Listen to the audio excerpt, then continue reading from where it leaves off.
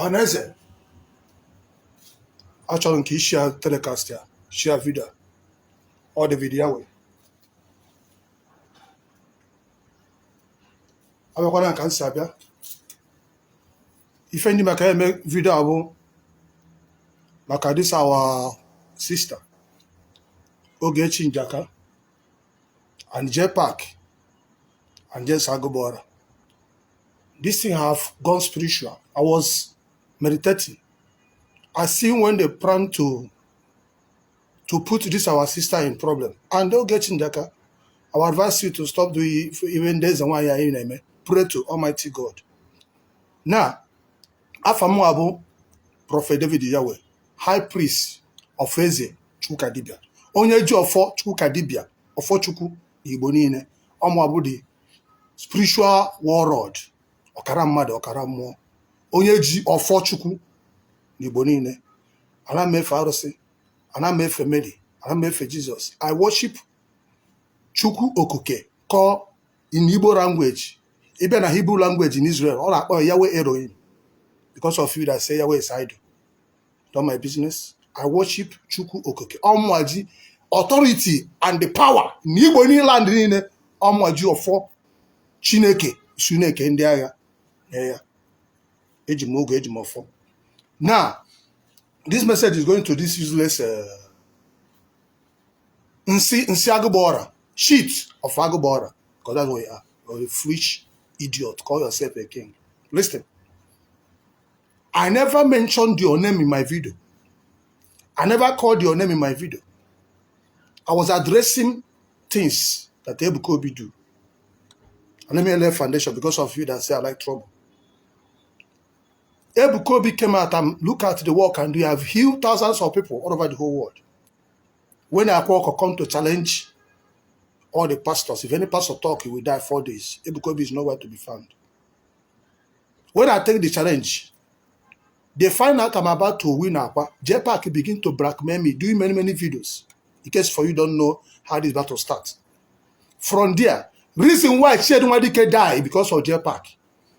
I'm here to say it. I have evidence. This is me died. This is why Chedunwadike died. Chedunwadike was sick. They brought the picture on internet, on Facebook. Nobody want to talk about. All of them are running for him because of the evil they have been committed. According to them, they are all gays. Though they don't want to associate with him. I take Chedunwadike upon myself. He's not my friend. But I know him. I love his music. I am the one that started this fundraising. I take his platform. I take his picture, his video, put on my platform, put his account number. We raised over 20-something million naira. Before Jpac, J-Idiot, Denata Akwa 1 million naira. Before Jpac do that, I already prayed for Chedunwadike. They confirmed that Chedunwadike problem was kidney problem. They confirmed that kidney have gone. Go and check it. Almost spiritual world. But immediately I saw Jpac came to collect 1 million naira at Akwa to look like if his Akwa is more powerful than me. Because here I have to say the truth. Who is Chedunwadike from kidney? I am the one that hid him for kidney. What is Chedunwadike is not kidney problem. Now, why Chedunwadike died? When Jpac went there with Igwe, they begin to make video. They begin to mock me. They try to humiliate me. I shed tears. I said, why? Because then I was calling to Chedunwadike wife, they are picking. So all of a sudden, once Jpac go there, he brought 1 million. If I back come and brought 5 million, I was calling them again. I started raising the fund. I raised almost 20-something million because I was seeing the alert. People, I say, if you send the money, send me the slip. Now, many of you will not understand this, but you know me, can you inquire?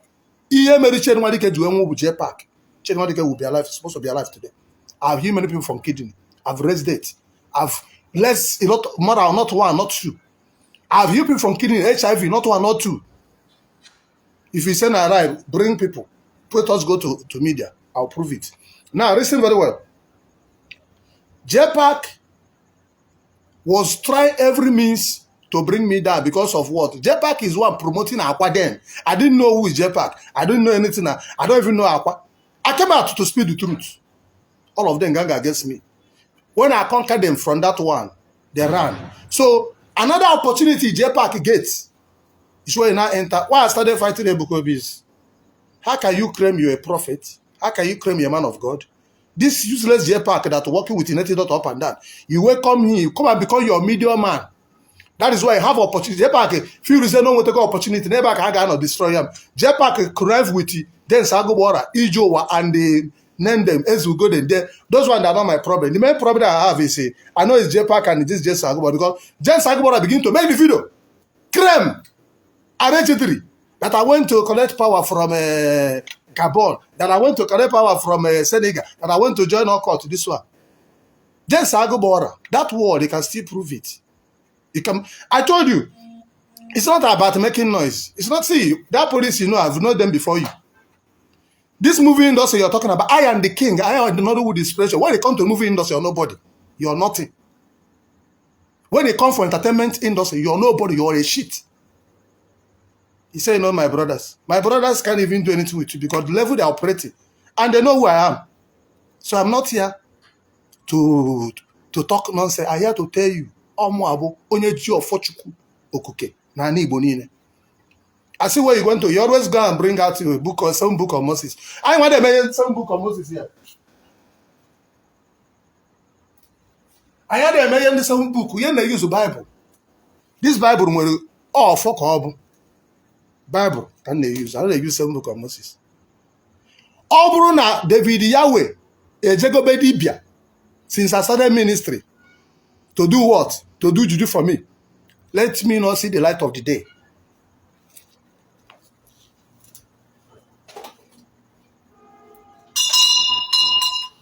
But Obruna David Yahweh Chukwuka Dibia Ejebebe Dibia. I joined the Hawkot. Because of Hawkot, that's why I run away from Jeremiah. Because of occultism, that's why I distinguish myself from TB Joshua. Because of occultism, that's why I don't have friends with any pastor. Listen very well. Can you prove it? Anybody who can prove that they come and take house that worth over 100 million naira in Lekki. You know the talk. They tell you, they pray, they show. Reason why you can't go up against me, because of me, I want to become prophet. I want to now arrange it to one Ebukobi. If you want your ministry to succeed, distinguish yourself with this criminal called Sagobora. Let him go and continue with his own ministry. Jeremiah Omoto for me. Distinguish yourself with from this just Sagobora, useless idiot. If you don't want problem in your life. The same way you people pursue Jpac from Zion. See that time when people pursue Jpac for Zion. Do you see me talk about Zion again? Because we have been fighting that fight. They hide under Zion. They hide under Zion to fight people. Using my Bukobi to cover up. James Sagobora, stand as a man, fight me. Jpac, stand as a man, fight me. Don't use Zion. Now, if you only want instead for you to talk to address our sister, Ogechi Njaka, you begin to join her with Zion. What in concern Zion with what in to get talk? The only way I'm not supporter of Ogechi Njaka because he mentioned Fanyoba. That's my brother. I'm from Anambra State. He mentioned my brother. We know how powerful. We know how Fanyoba have touched life. We don't know about this type you're talking about. But no man is sent. I'm not here to defend anybody. But the only way he could have left the death to less. Since he did not say it when he was alive, why are you saying it now? But that is apart. Truth is truth. What make Ogechi to say what he said? That's something that make him to say this because this is secret. Before I can come out to tell you that Mary is Satan, that I rejected billion from occultic kingdom. Here. If it's not true that I rejected money from Mary, Queen of Heaven, let me not see the light of the day. I have killed over 300 something thousand demons. The girl are rescue that they want to sacrifice to Mary. This is not right. She had the telecast. High priest, Eze Chukwuka Dibia. You know they worship idol. You know they worship Aros. You know they worship Amadio. I'm not worship what I worship Chukwuka Dibia. Eze Chukwuka Dibia. The high priest. For Chukuni. Gather all your idols. Gather all Akwa Sagobora, Jpac. Gather all your native dot on Pure House. And keep Bazua. I want to get in echo. But I'm not about to go for me clear. The reason I want to go for me clear, I never fight any woman, and I hate when they want to intimidate woman. I told you people. I have served a woman that occultic men want to kill. Not one, not two, many of them. But this night, this morning, James Sagobora, you look for my trouble. You blackmail me because of money you get. That money you get, you put inside problem. I'm here to promise you. If it not happen, say small. People just they hack my page. You're the reason why they hack my page because you're the one that initiated that idea. Hacking page. We have the videos. But as the battle was so much, I was fighting with the Okite people. I was fighting with many people fighting one person. They did all sorts of things. They did spiritual work. They tried to kill me. This thing that he have gone to bring small to show you what will happen to the girl. You want to now start creating problems so the girl will have problem in America. We are not here for anybody to have problem. But anybody that wants to make people to have problem, you will begin to have problem. Because what the girl is saying, that's the truth today. We know what truth when I saw it. That's why when that guy, when Akwa want to destroy that guy, take the challenge. We are here to defend Igbo land. This is Igbo liberation. No truth. If it's not true, Jpac, come out and defend yourself. You're idiot. You're evil. I told you Jpac you confirm. Next time you know the video will buff. Good at just Agabora. You see, just Agabora, you will confirm. Come out. It's not a water. It's not an occult. You must prove that occultism. Call police. You're nobody. Even all the Nollywood people, it's too small. The reason why you look at your winning, I win you people. Oh my Kusaro Nazayo. Whatever because I will warn you, distinguish yourself from this useless idiot called Jen Sagabora the same way distinguished for Jpac. They are all idol worshippers. It's moving with Akwa. It's moving with money. Anyway, I see money go. Ago gebugu.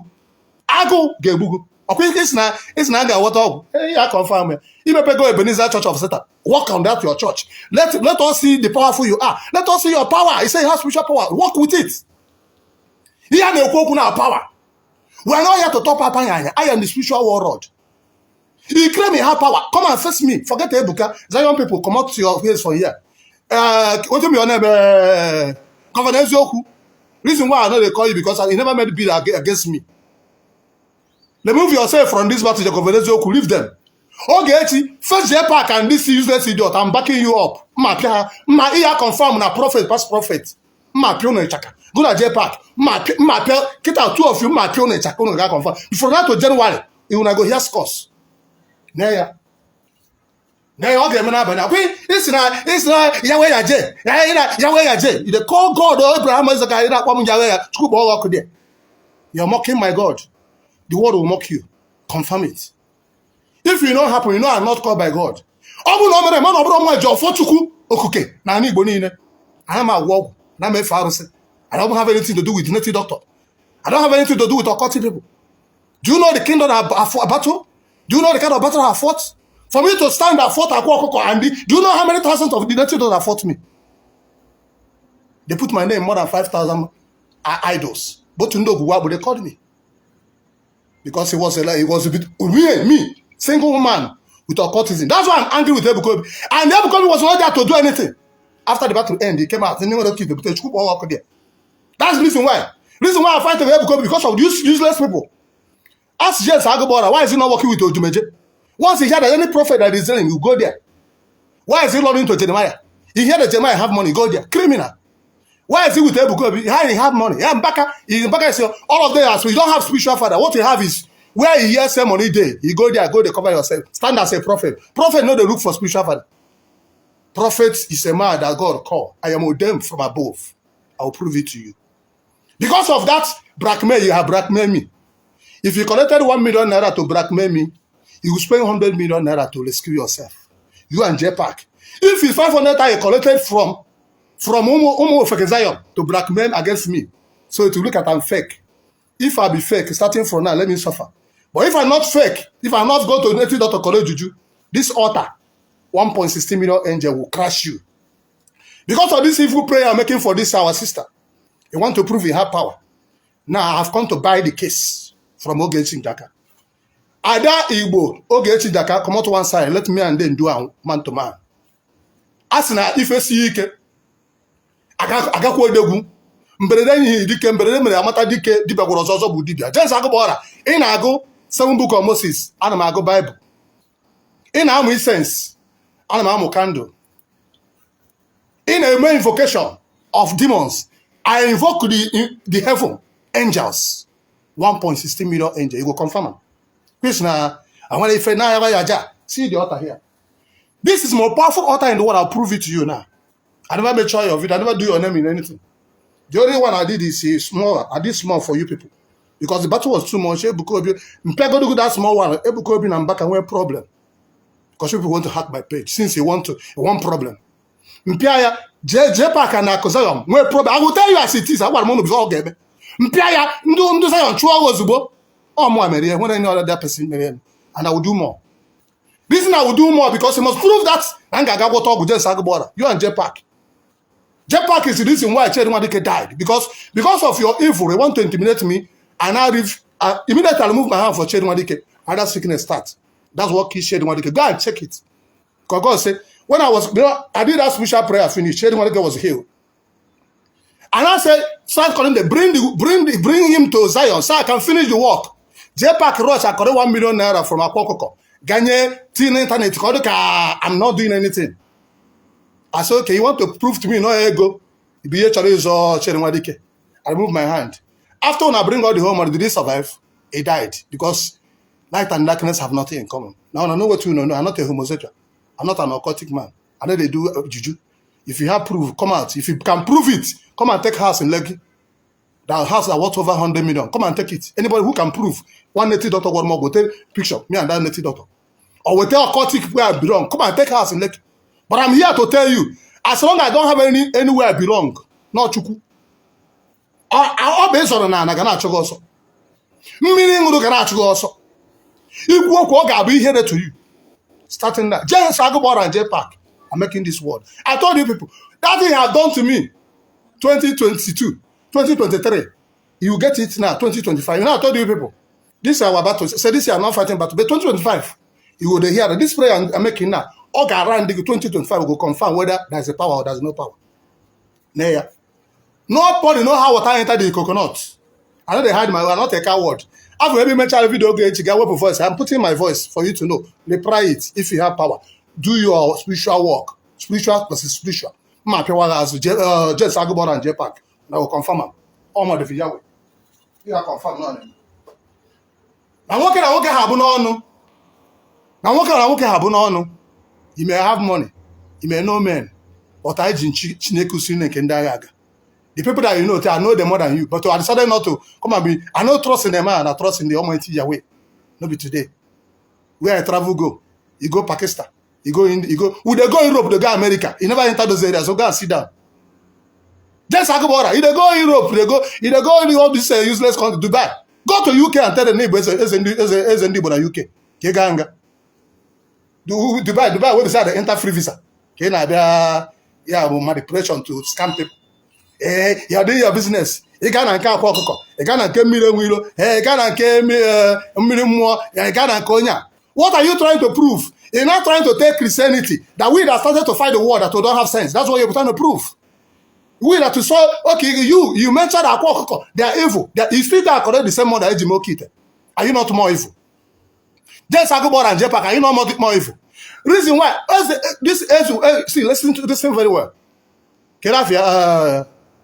Ezobi was talking this last year. But he might only one hair Gezoku. More homo broga.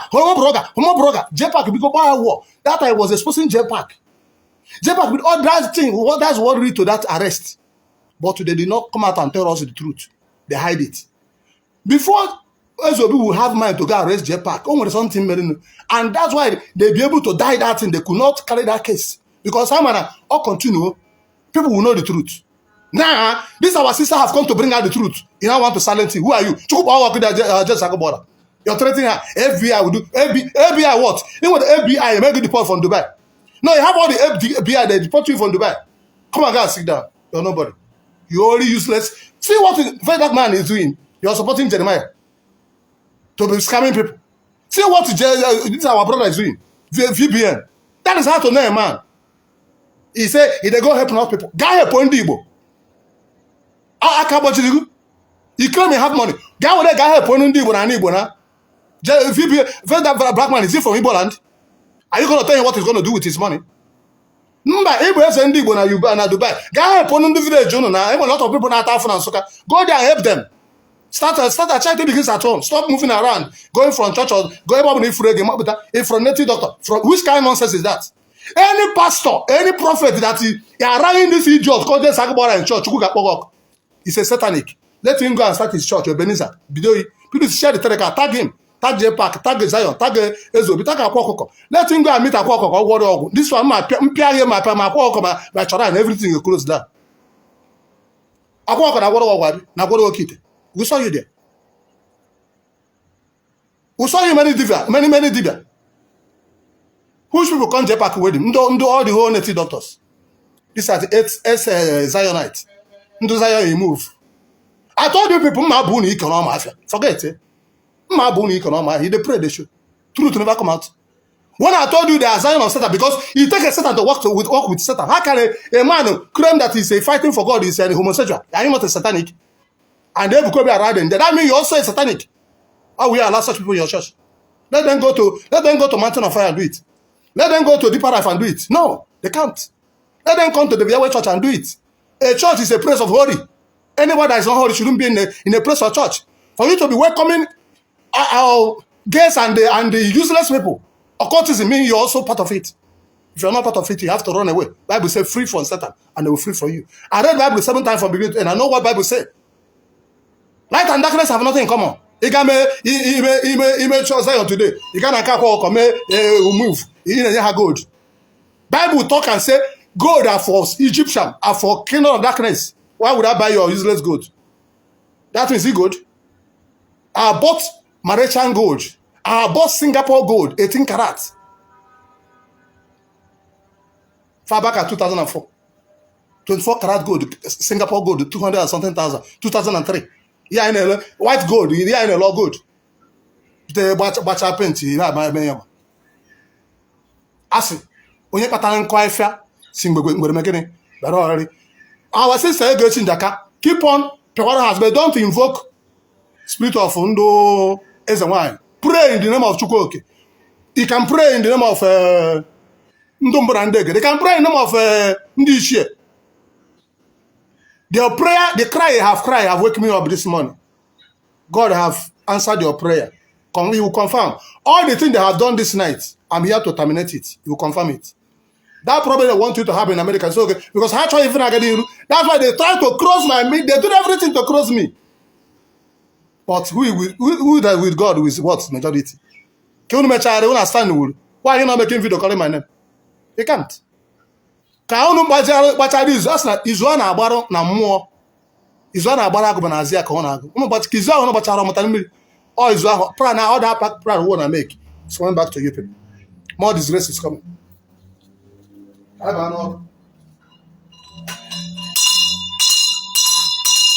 Ị ga-confirm ya bido tata wee gaba ọ bụ na m ekwutogo ogu bụ Jpac before he back from lie against me and blackmail me. Let me not say good thing. Then I go before. If I have made a video call your name before, what I find on this set, I will not get it. I was talking with Akwa. Jpac came out. I was talking with Ebukobi. Just Agabora came out. The same way you are talking to this our sister now came out to buy the case. Now, because of what I have done in the past, I'm here to bring you all of you down. James Agabora and Jpac, correct it. Ị naghị ekwe ọ gwụrụ ị naghị egwọrọ mmụọ niile na-agbara gị mgba anọ m here na-emebi datụ mmụọ fire ya confirm ya ọ bụrụ ebu ya bụrụ ụzọ gbuo onwe ya kwuru eche na ya ihe abụ ogu ihe abụ ọfọ ọmụ abụ high priest eze Chukwu ka dibịa onye Chineke nyere ike to destroy and to defend ndị Igbo from evil. Eziokwu bụ ndị okwu asị bụ ọnwụ ihe a na-eme ekwuta ha na onye ọbụla na-ekwu eziokwu James Akwa abata ịtọkọ ma ọtara very dark black man. You want to try to cover the truth. You want to try to cover the truth. Ogechi, why are you trying to cover the truth? We know the truth.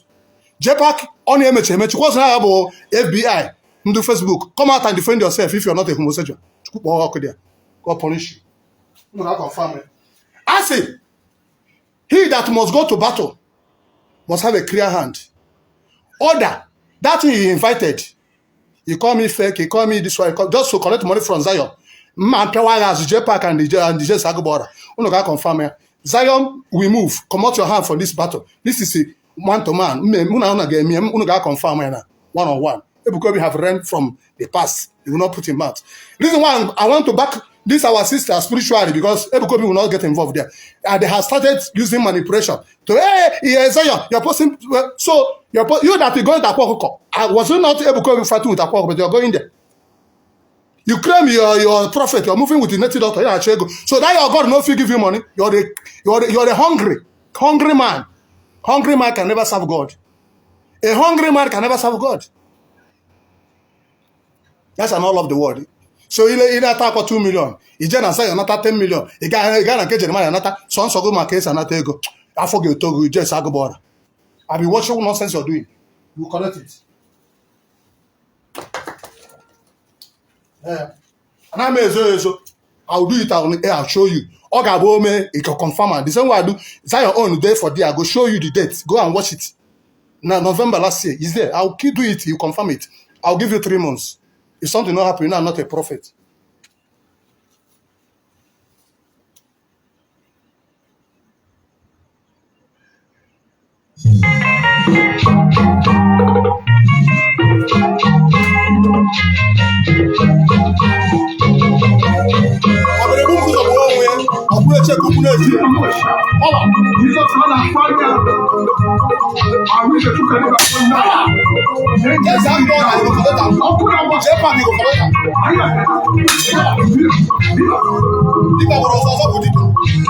I don't know. That evil plan you have made for me, I'm not about to say that.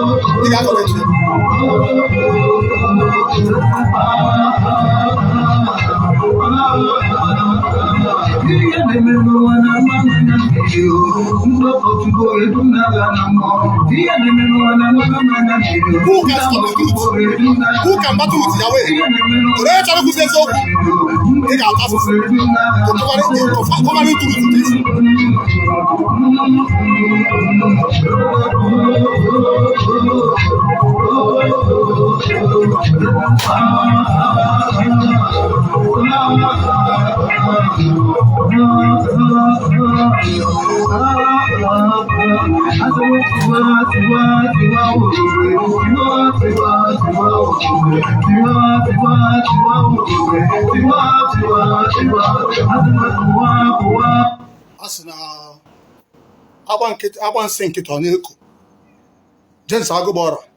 This is battle 101.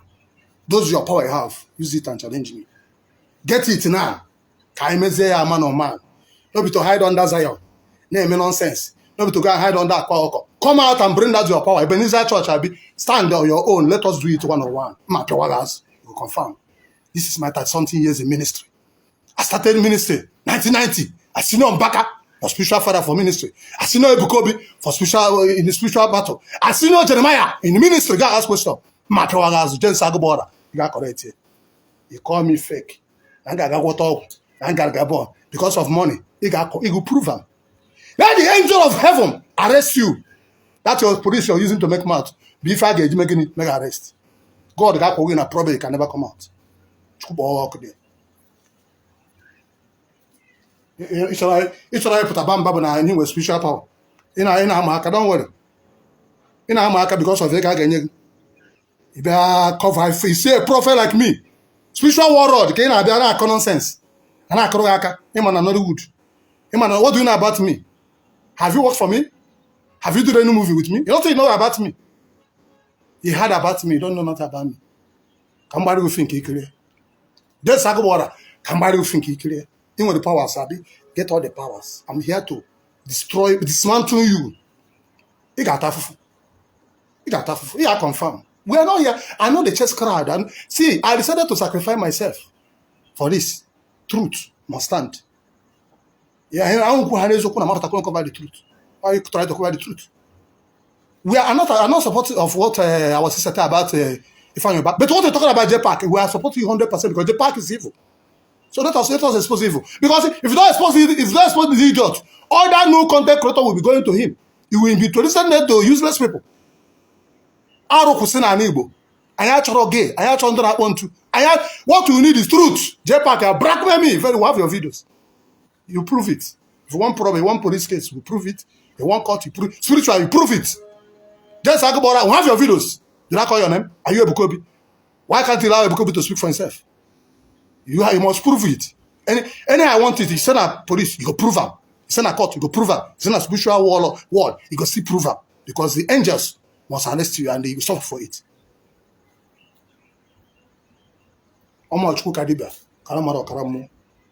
Who does fought many kingdoms? As an Andy Bobo, and Chog wine, when I come in of them, after Martin Narcali fighting. Most of them are not there. Now, once Narcali is in prison, they want to come and take glory. We're fighting for Biafra. We're fighting. That's what useless. When Akwa come and challenge the pastor, why not come out? Why not come out? You fight for God. Hear them alone. Ndibo, when I'm about to buy camera on his way. Ask them, where are they when Akwa is challenging all the whole pastors? Where if anybody talk, he's the king of devil. Where are you people? I'm not Chog. This is what Mazin Narka was happening. Mazin Narka fight people like what is a Dibia, Mazin Dibia, Matthias them. All preaching that will preach from Biafra that will support Igbo men. Mazin Narka come out, make on account they do those nonsense. I will must watch you. Now they do tradition. Oh yeah, be Mazin Narka preach. Why not come out and preach tradition 10 years ago? You're preaching tradition. Now we get tradition. Can I be honest? Mazin Narka is a Judaism, Sabbath. We are the Igbo Jews. If you say no, we are not Igbo Jews, come and prove it. You attack, we are not Yahweh is Satan. This one, if Yahweh is Satan, I know the watch people watch you okay. We have to anybody that watch me what I say, enemy of Ndibo. Only one watch people 1 million, enemy of Ndibo. Only one watch people Mary, enemy of Ndibo. Only one watch why Jesus gay, only enemy of Ndibo. Jesus is a black man, Mary is a black woman. Onye ọbụla na-aga bịa ka emerụ ife na mmiri bịa ka awụchipụ ụmụ nwata enemy of ndị Igbo whether ibe eze nwaanyị eze nwoke you are enemy of ndị Igbo because Igbos we are holy people ụmụchukwu okike ụmụchukwu eze chukwu oke abịọma na any other god. Igbo does not have two god. Every other god has small god. Whether I call it Samari, whether I call it Habagro, whether I call it Ududenka, whether I call it anything be like it, they are small god. They are under my feet. Arụsị na agbara m ọsọ, ọkọtụ na agbara m ọsọ, mmụọ mmiri na agbara m ọsọ because I am the high priest of Chukwu Okeke. Spiritual world. In Igbo land, Afa Chukwu bụ what? Chukwu Okeke. In Hebrew language, Afa bụ Yahweh. That's why my name is Prophet David Yahweh Chukwu Kadibia. So know where I belong. I belong to the Most High God, Chukwu Okeke. I belong to Yahweh, God of Abraham, Isaac, and Jacob. I don't care to know whatever he said. Tell me the name of God in Yoruba. Is it not Oruwa? What is the name of God in Hausa? It's not Allah. The same way Chukwu is the God of Ndi Igbo. The same way Oruwa is God of Ndi Yoruba. The same way Ara is God of Ndi Hausa. The same way Yahweh is God of Ndi Hebrew, Ndi Israel. So go to Israel and make a video telling that Yahweh is idol. Kaba walk life. No, try it. Go to Israel and do video telling that Yahweh is idol. Go there and teach them. You want to teach them? You know, teach them what men are Igbo. Now, Chala. Can I be not 10 years ago? Can I be not 5 years ago? What are you teaching? What do you know you're teaching? You teach theology. Go and bring your book. Go without one day. Come and do no. If a son can do me like I will do it. Power of Yahweh, I will do it. Then use the power of Amadio, use the power of that Arosin Efe, use the power of somebody, use it and do miracle, use it and do it. We know our forefathers and do now quickly. If you challenge tradition, isn't it? Boy, man, back wall and yikri. Biak wall and that means here, don't miss, come and miss, I confirm money, but it's not that's a part of the spirituality. You can't come out and teach the spirituality without power. What are you representing? Or the person now, he starts talking. Are you now trying God cannot do miracle? It's good, you're preaching, fine. But you cannot underestimate the power of spirituality. Either with Satan has power. God has power. So if you're serving God, you don't have power, you're nobody, you're useless. You're serving Satan, you don't have power, you're useless. That's why Akwa can come and say it for anybody to come and talk, because he thought he have all the power. He said he have 200 and something, 280 demons. He don't know that I have 1.60 million angels. That's the was also Buddha. Was also Buddha. Share the telecast. God bless you. We are in Zion City healing the nation. This is a program that's supposed to take by 8, but I want to now pray for you, but I don't think I've been awake since night. Because I do spiritual prayer. I pray for all my sons and daughters, my partners all over the whole world. This is our day 7 of fasting and prayer to liberate the world and to liberate in the Igbo. Know that anything you had on my page is truth. Anybody that say anything just want to, they saw the power. They cannot, how can this person challenge all the native doctor? They are running away. He ain't challenge many pastors. So, they are looking for a way. All of them gang up, thought they can do it. They can't. They can't. You're too small. I am the one that have authority of high priest of Ogechi Okeke Njaka. One in Igbo land. That's USA. Prophet David Yahweh Chukwu Kadibia. I na ha akpere arụsị. Anyị anaghị efere mmụọ mmiri. Anyị anaghị worship Mary.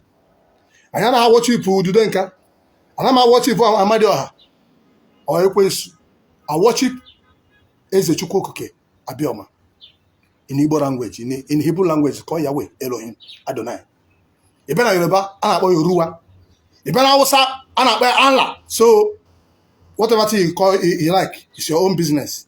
I don't know. I don't care to know. It's what I can care to know. If you claim Yahweh is Satan, go to Israel, go to their synagogue, preach to them. If they know about your life, if you come, I will check you. I will know you're a great man. As long as I cannot go to Israel and tell them that Yahweh is Satan, you're the satanic. You're just looking away to deceive people and begin to collect their money. Criminals in name of traditions.